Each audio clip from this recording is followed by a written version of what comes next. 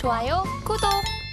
네, 이번 시간은 마켓 리더들과 함께 시장의 핵심 이슈 짚어보는 이슈 칼럼 시간입니다. 오늘은 이 SPM의 김영진 대표와 함께합니다. 대표님 나와 계십니다. 안녕하세요. 안녕하십니까.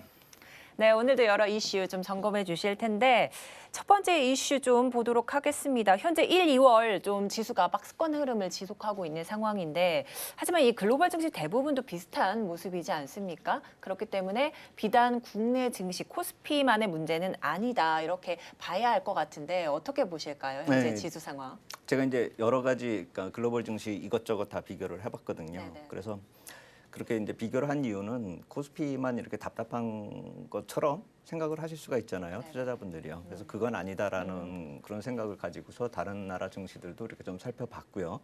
그래서 글로벌 증시 이제 팬데믹 이후의 수익률 자체를 제가 비교를 한 그래프를 만들어 봤는데요. 코스피가 이제 까만색 선입니다.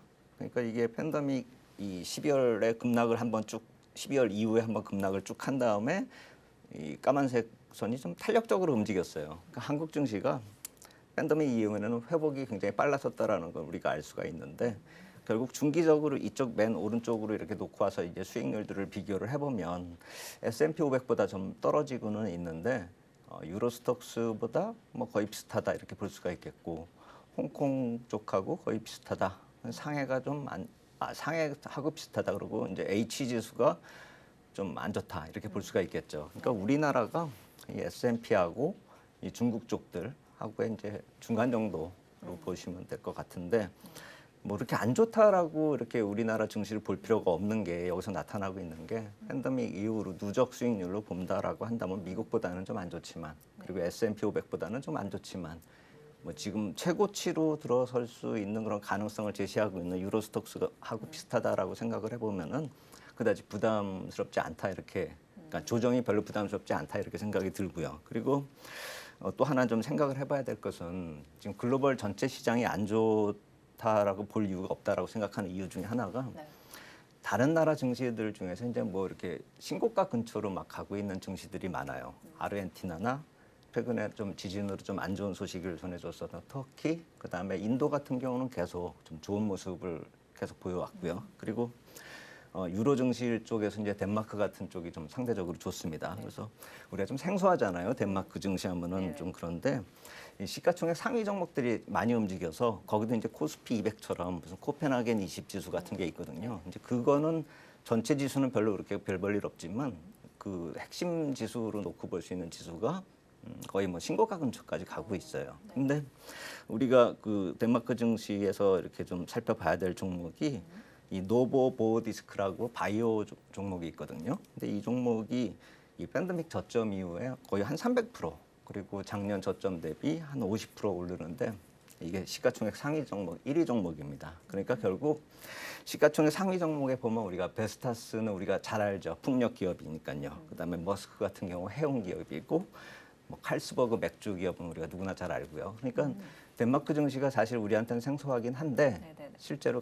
소속된 기업들 보면은 우리하고 친숙한 기업이 좀 많습니다. 근데 여기는 또 덴마크는 이 통화가 유로 통화가 아니라 크로나를 쓰잖아요. 그러다 보니까 우리가 직접 투자하기에는 이제 환전을 하거나 뭐 이래야 되고 사실 이쪽을 거래하는 그런 경우가 사실 거의 없습니다. 그래서 투자를 하게 되면은 뭐 미국에 상장되어 있는 이 덴마크 ETF를 사거나 뭐 이래야 되는데 환율이 개별적으로 다 틀리잖아요. 아까 말씀드린 아르헨티나나 터키나 인도나 이쪽도 그 해당되는 국가들 그 이제 거주하시는 분들이 봤을 때는 좀 많이 오른 것처럼 보이지만 이걸 미국으로 돈으로 그러니까 달러로 환전해 가지고 미국에 상장돼 있는 ETF를 비교해 보면은 인도 ETF나 아르헨티나 뭐 터키 그다음에 뭐 덴마크 이쪽들이 그렇게 많이 오른 게 아닙니다.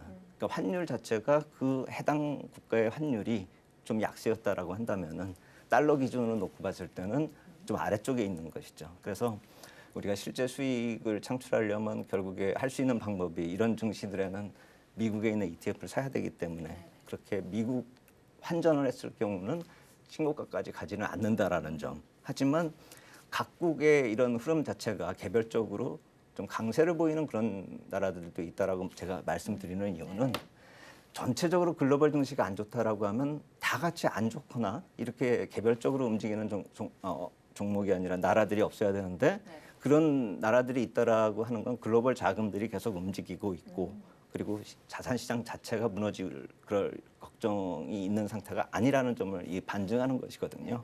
그래서 그러한 관점에서 놓고 봤을 때는 지금의 조정, 뭐 기간 조정 정도로 보면 되지 않을까 이렇게 생각이 든다 말씀을 드리겠습니다.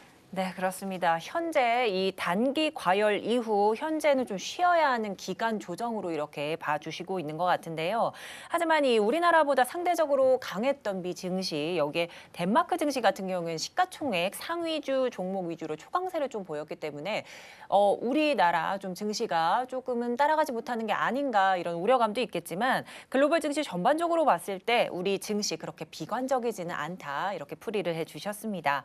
자, 이렇게 이 국내 증시 여러 또 글로벌 증시들 같이 봤을 때 그렇다면 2월의 기간 조정도 너무 불안하게 보지 말자 이런 말씀이실까요? 네, 맞습니다. 그러니까 이 기간 조정 자체가 그동안에 너무 빨리 왔었던 거가 해소되는 그 과정이다 이렇게 보시면 될 것 같아요. 그게 국채 쪽도 그렇고 주식시장도 그렇고 다 마찬가지로 너무 빨리 상승을 했기 때문에 그렇습니다. 사실 나스닥 같은 경우는 작년 하락폭의 절반 정도를 이제 회복을 한 거예요.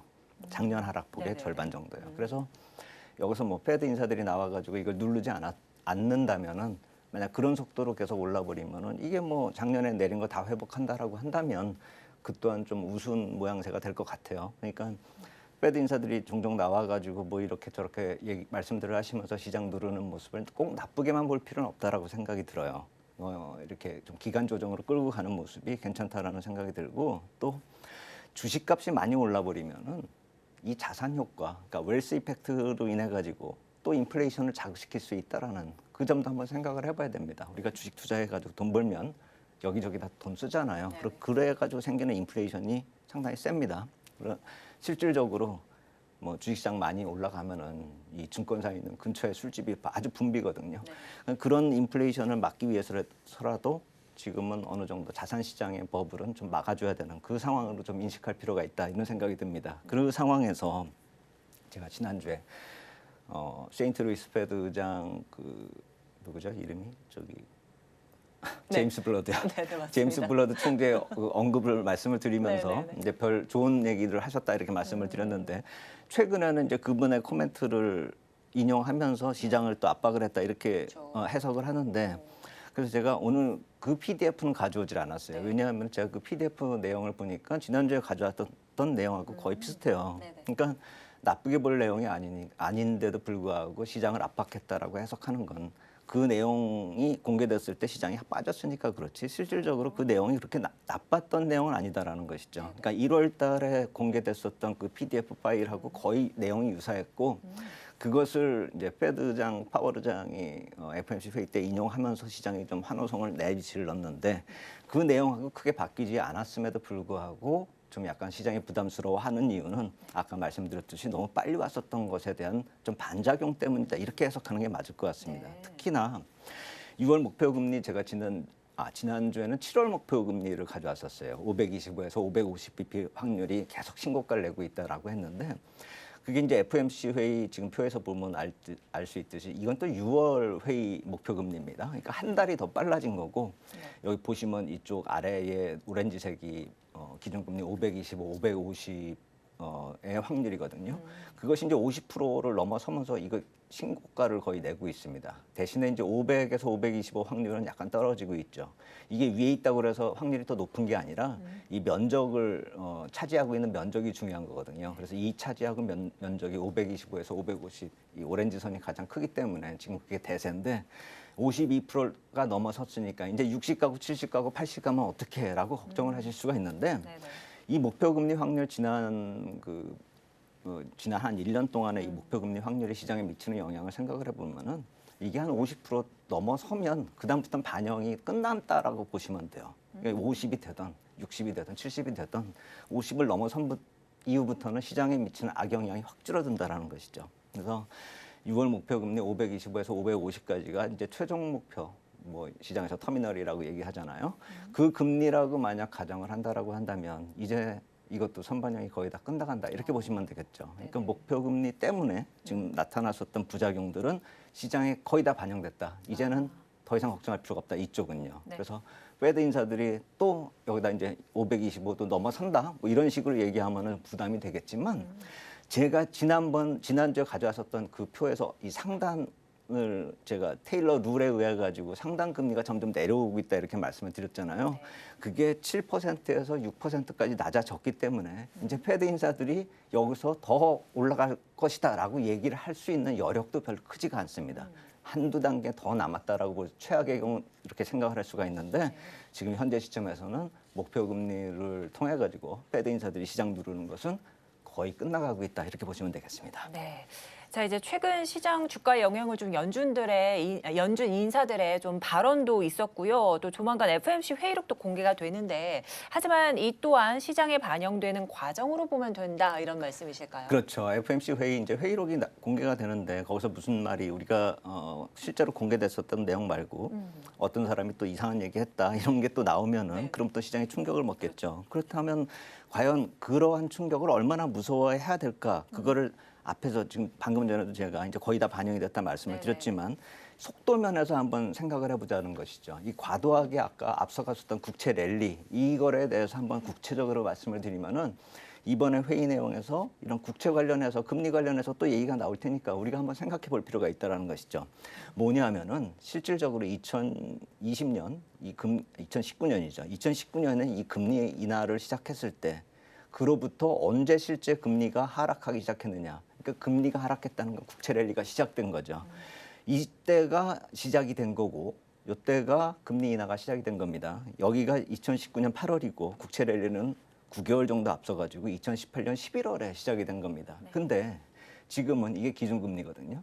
근데 지금 먼저 시작이 됐잖아요. 랠리가 시작이 됐단 말입니다. 이게 내려가면은 금리가 내려가는 거니까 국채 가격이 랠리를 시작했다 이렇게 보시면 되거든요. 근데 이게 계속 이 당시에는 여기가 끝인 줄 알았죠. 4%가. 네. 그러면서 이런 모습이 나타났는데 그 이후로 계속 올라가는 거예요. 네. 그리고 이게 여기까지 올라갈 거란 말입니다. 그렇다면은 원래는 지금 시작이 되면 안 될 랠리가 이미 시작이 된 거죠. 너무 빨리 시작한 거죠. 지금은 아무리 빨리 내려왔어도 한 5% 정도? 5% 안팎의 이런 10년물 국채 금리가 나타났어야 되는데 지금은 확 내려온 상태니까 지금 거꾸로 좀 얘를 쫓아 올라가는 것이죠. 선반영됐기 때문에.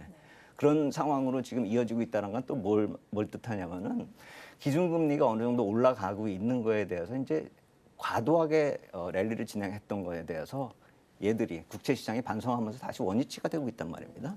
결국 그렇기 때문에 이번에 회의록이 공개되면서 이 시장 쪽으로 압박을 줄 만한 멘트가 나온다 하더라도 만약에 이런 반성 없는 흐름이 없었다라고 한다면은 좀 충격을 먹을 수가 있겠지만 이미 많이 올라왔단 말입니다.